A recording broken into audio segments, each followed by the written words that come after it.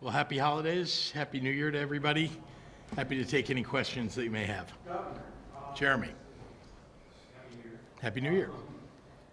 Given everything that's happened in the last couple of days with the drama back and forth with the Hemp legislation, you were pretty frank about your dissatisfaction with the whole situation, particularly with the Speaker's office and how you said they treated your administration staffers. Do you look at this inauguration today as with the new General Assembly as kind of a fresh start in your working with the Democrats in the legislature and all the big issues you got to tackle in the next 5.5 months? Every day's a new day to do the right thing. And today I had the pleasure of presiding over the Senate inauguration, as I do each time in the election of the Senate president. Look, I'm somebody who's open, willing to work with people of all political stripes and different views. I obviously feel very strongly that we need to protect and be good to our staffs. And so that was something I talked about yesterday and feel very strongly about. I think that these folks are professionals who choose to work in government, and they could choose lots of other professions and careers. And so I think we owe them the respect that is due to people who are making some sacrifices and working very long hours, often to try to effectuate good public policy. Well, what happened with the House? What happened with the House Democrats the other day? Does that affect your relationship with them going forward with this new General Assembly? Well, I've suggested that certain members should offer apologies to the staff, and I understand that a little of that has happened. And so, no, I think that if people can make mistakes. And certainly mistakes were made, and behavior was improper during that caucus. But people can make amends, and we can all move on. Governor, you haven't spoken to the Speaker in the last 24 hours or so? I have not. Governor, But not because I'm avoiding him, or we just haven't had any Governor, is there anything connection. that with the next president coming in a couple of weeks or a week, I guess, that your administration, you suspect that if there's anything he'll do on day one to crack down? I think, maybe immigration comes immediately to mind, but are there things, is your administration making preparations for, any kind of day one, day two kind of action by the president on those issues? We're trying to prepare ourselves for, what we cannot know that he will do on day one. And remember that this president-elect is known for pronouncing things and then never following through. He's also known for not pronouncing anything and then foisting it upon people without any warning. So it's very difficult to predict. Just because he says something on the campaign trail doesn't mean he's going to follow through on it. So we are doing the best that we can to try to predict the things that might happen, especially the things that would have the biggest negative impact on the people of the state of Illinois. Well, I'm worried about health care. I think that he is, and his Office of Government Efficiency, and the people who were unelected and are just large contributors, making decisions about Medicaid, not officially going back on Obamacare, but changing the rules around Medicaid so that people would get excluded, and we might have hundreds of thousands of people who would go without health care. So we're worried about that. How might we react to that? Exactly what that looks like, we don't know. But we're trying to, to think about those things ahead of time so that, if something happens like that, that we have some reactions. Yeah, all those things are, again, he's so unpredictable. And I know that the people who supported him think that, he's pronounced everything and he's going to follow through on everything, but that wasn't the case when he was president last time. I'm not suggesting he's not going to follow through. My biggest worry are the things he hasn't told us about. And now you're hearing about the possibility of, I don't know, invading Greenland or Panama, and, these aren't things that directly affect the people of Illinois, although they affect the entire United States. But it's just an example of the unpredictability. Shia. Governor, kind of on that same line, in Congress, Democrats are thinking a little bit about supporting some of what Republicans want for immigration. You have a Chicago alderman who's suggesting maybe changing the sanctuary city rule to work a little bit more with the federal government on identifying the criminals who are identified by Homeland Security against as being criminal immigrants. Do you have a red line? Are there things that you might be willing to work on, or you draw a line on? Well, I think I've said very clearly a number of times now that convicted violent criminals who are undocumented in this country should be deported. That I think that's something that I think we all should agree on, that, it's hard enough to tolerate somebody who is a U.S. citizen who commits a violent crime, but we do, of course, and we put them in prison and we try to rehabilitate them and so on. But someone who is not a U.S. citizen, entered this country without any documentation or permission, that people who commit violent crimes who are in that category shouldn't be here. That's an example of something that I certainly would work with any administration, and would say that to you that to the extent that the Biden administration demanded such things, we would have worked and would work with them. Yes, Mike. Karina's bill finally crossed the finish line after years of work by advocates and lawmakers. What do you think of the final product? I think it's pretty good. Remember that this is something that's been important to me. As you know, we've heard from law enforcement over the course of the negotiations of it, the challenge of removing guns from a home or from a person. I think you've heard this before, that when someone's FOID card, for example, has been revoked and we know they have a weapon, that it takes 4 police officers usually to go remove just one weapon from the hands of somebody who had their FOID card revoked. 4 police officers. And we have, there were, I think at the time that we were examining this problem, there were 10,000 people whose FOID cards had been revoked. But, can you imagine having 4 officers go to 10,000? The amount of time, the amount of law enforcement that would be taken off the streets, very challenging. So that was one of the things that was in consideration about how do we effectuate this. And I think law enforcement got to a point where they felt like they can effectuate the Karina's law. And it's the right idea. It's the right thing to do. I will sign the bill. Yeah. Switching gears a little bit, over 200 organizations across the state of Illinois joined together with the Housing Action Illinois to request a $100 million budget increase for the fiscal year of 2026 for our Home Illinois initiatives. Is that something that you're considering? Well, as you know, I have increased funding for Home Illinois, and I do think it's very, very important that we address homelessness.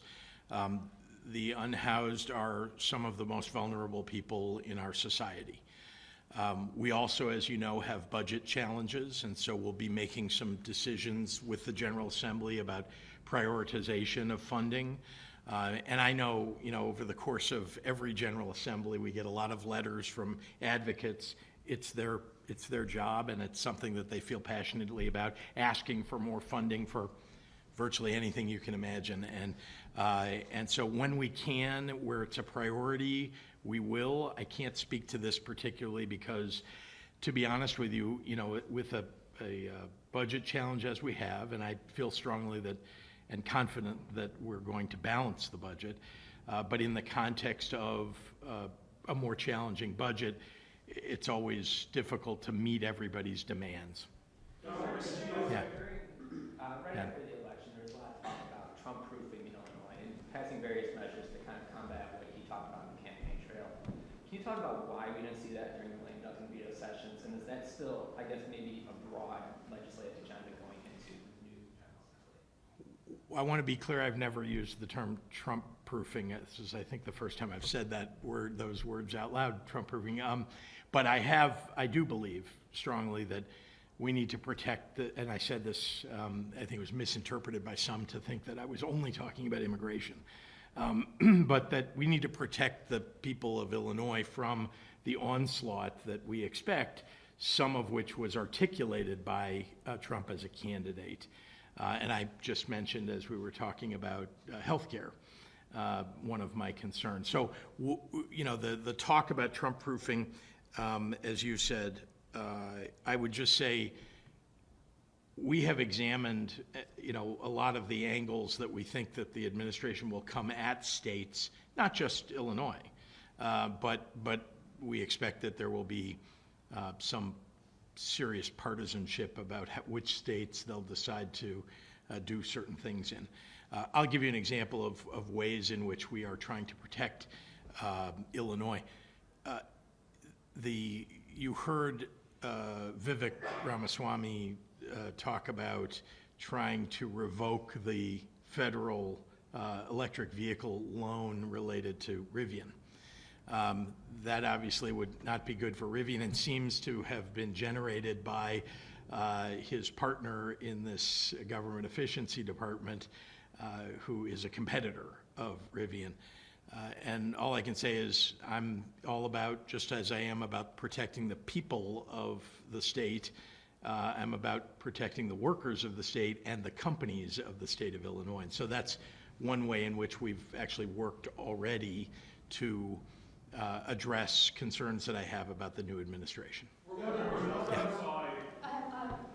to other states, the governor of California said that the Trump administration's policies may actually erase potentially the surplus that the state is projecting. Yep. Illinois already is projected to have a $3 billion deficit. Do you think that deficit could get bigger because of the incoming administration's policies? Sure. Is it because of things like Medicaid? Yes. I could articulate more, but yes, of course. We don't know what they're going to do, and it's so unpredictable that we need to consider that as we're putting a budget together and debating it over the next 4.5 months or so. So yes, it is possible that will create another hole in the budget. There's not a specific thing that I can point to, though, because he hasn't taken office yet and we haven't heard, and I don't think it's just going to be a concern about what he says or does on day one. And so we're all going to have to be on guard for what the impact of that would be on the state of Illinois. But, we've done a lot. I just want to remind you that we've had a challenge. As governor, we've had a crisis virtually every year that I've been in office of some sort or another. When I first came in office, the budget was still in crisis, and we managed to balance it that year and balance it every year, even the year of 2020 when we saw revenues fall off a cliff. We cut $700 million from an existing budget to try to deal with it. Now, fortunately, the federal government came in and helped us to replenish that, but that's not the only crisis. The COVID crisis broadly. Then, of course, we had additional crises like the governor of Texas deciding to send 50,000 migrants to the city of Chicago, not to most other places, although a few other cities, but to the city of Chicago. And so each time, and I've lived through challenges every year, and each time we've overcome those challenges. And I think this year, of course, we know that we have a gap that we need to fill or that we need to manage in order to have a balanced budget. And I'm confident that we will do that, but it is true that there's some unpredictable results that may come from Washington. Yes? The other day, when you were talking about the Hemp bill that did not pass, you were talking about profits over people and your concern in that area. What has your relationship with folks in the hemp industry been like as this has been going through the legislature, and with comments like that, what do you expect it to be moving forward as this continues? Well, I want to remind you, maybe you didn't know, that for almost 2 years, the hemp industry and others were at the table negotiating the piece of legislation that ultimately passed the Senate and that never got a vote in the House. So the problem was that in May, the hemp industry decided that they were better off just walking away instead of continuing to negotiate. And yet that bill had in it and still does have in it, if it gets reintroduced, provisions that were advocated for by the hemp industry. So it's not as if they didn't have anything in the legislation that was good for the hemp industry. And indeed, just to remind you, many other states have outlawed this kind of intoxicating hemp. So that wasn't the approach that Illinois took. Illinois took the approach of regulating it and making sure that we were protecting the CBD industry and other parts of the hemp industry, while making sure that we would regulate and hold accountable people in the intoxicating hemp part of the industry based upon what has been developed in the cannabis industry. So, we, I think the relationship will be that if we continue to have a dialogue about this, that they're welcome at the table, and hopefully they won't walk away from the table. But I think the legislation as it was introduced, look, there's almost no piece of legislation that's perfect. But sometimes perfect is the enemy of good. And this was a good piece of legislation. Yeah. Dave. How are you? I'm good, how are you? Good to see you, Dave. Yeah, likewise, thank you. Respiratory illness on the rise, bird flu, what's it gonna take for you to come back with mask mandates and other things? Dave, as you know, we have a Department of Public Health, and it's got great leadership, and they, of course, make recommendations along the way to the counties, to people across the state about how to address these things. We have norovirus running around. There have been a lot of reminders by the Department of Public Health about how people can take care of themselves. And of course, we've been responsive to hospitals across the state that have seen more respiratory illness as a result of the things that are running around. But, we're going to continue to do that always. And as you know, I think we unfortunately have lots of experience now with a pandemic. I don't think that we're seeing a pandemic. Governor, your remarks today seem to strike a defensive posture, if I can say that, just how you're going to react to someone else in power or some other industry or maybe a fiscal headache. What is it that you want to do this session? What is it proactively that you'd like to do and deliver for the people of Illinois? And might that include anything that lowers their tax burden or drives prices down? Always. Nobody pays much attention to the fact that every year I show up with a reduction in the franchise tax, for example. Every year we're trying to make progress with regard to helping small businesses across the state. We'll do that again this year. When you talk about priorities, certainly, as you've seen for 6 budgets in a row now, one of my highest priorities is to put Illinois back on firm fiscal footing. Again, to remind you that getting 9 credit upgrades, it's not just about racking up a number and isn't that great, 9 credit upgrades. As a result of that, we're paying lower interest rates on the borrowing that states do regularly and Illinois does regularly. And I'm talking about hundreds of millions of dollars of savings as a result of those credit upgrades. So when we talk about priorities, prioritizing the fiscal health of the state has been, among the most important things that I've, I think, achieved and will continue to prioritize in this one. And I think that's an important thing for us to focus on. Birth equity, we can talk about some of the things that we've already gone after that need to continue, focusing on early childhood. Again, there are lots of priorities, and the budget itself is a good roadmap when we introduce it for the things that we think must be the highest priorities, including education. No, we never eliminated it, but what we did do was we began to ratably reduce it.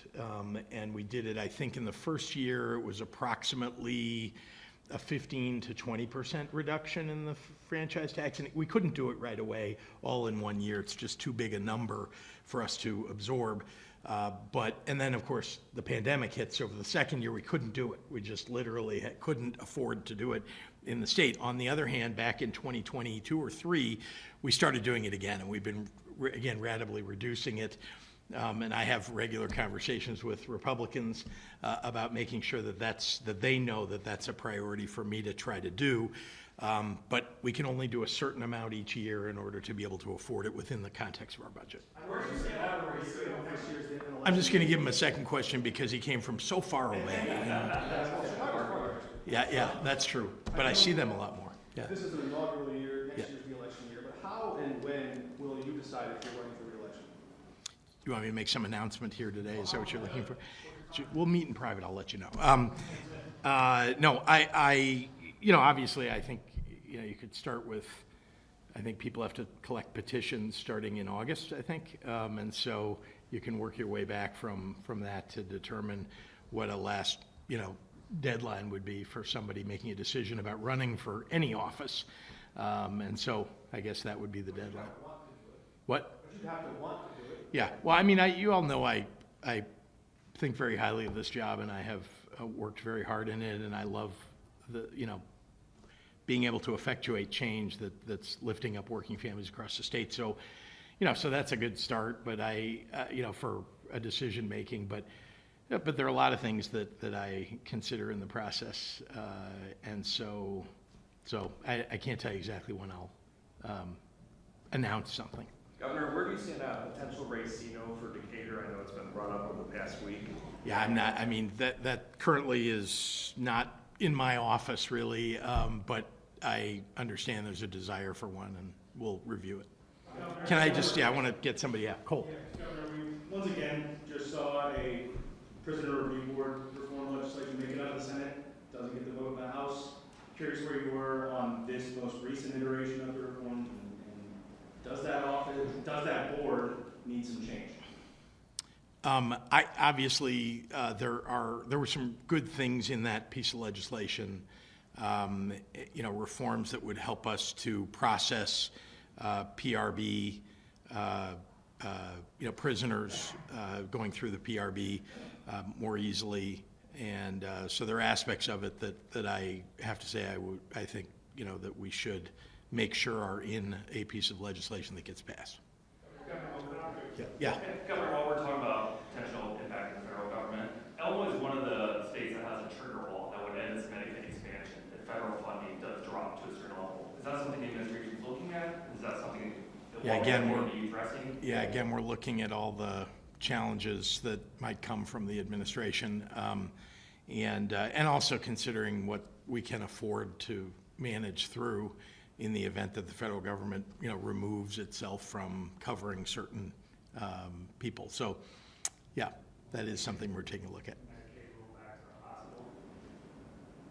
All I can say is that it is, look, everything about, what we can pay for in the state is dependent upon our ability to balance the budget. Governor, we're about a little over a month away from your budget address. Can you offer us a little preview? A preview? A little preview, or, obviously the big number everyone's talking about is $3 billion. Is there an update to that, of the hole that you and the legislature are going to have to fill, and how you might fill that? No, I guess all I would tell you about that is that there's a lot of work. I've got all of my team, working on making sure that we're addressing the highest needs in the budget, and then importantly doing something that I think is a hallmark of our administration, which is being fiscally responsible. So we're gonna do that. So I don't have a preview for you yet, but I promise you'll be hearing about different things along the next month and a quarter, month and a half, until the budget speech. Sorry, go ahead, Isabel. Governor, are you going to convene stakeholders this spring to work out an agreement on mass transfer reform and funding? Are we, what was the first part? Are you going to convene stakeholders? Convene. Well, the stakeholders have been convened. I think you're aware there have been a lot of hearings already, and so we're working with legislators who are also on top of this subject. But if you're asking, is there progress on thinking about and designing some solution? Sure. I don't think that anyone believes that we're at a bill yet where there's consensus. So sorry. You just want to ask about specific taxes? You want to go through a list of what taxes anybody could?